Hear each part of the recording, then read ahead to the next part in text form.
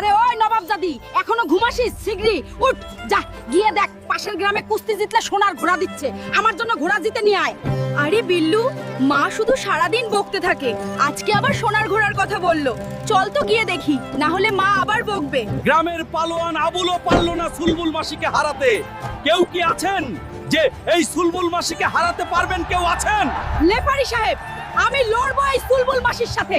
আমার মায়ের জন্য আমাকে সোনার ঘোড়া জিততেই হবে, চাইলে আরো কিছু হোক।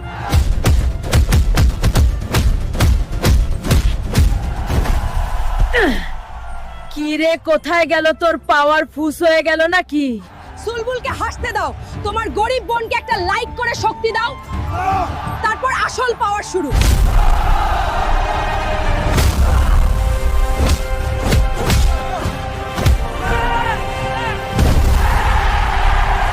বুলবুলি, এই নাও তোমার সোনার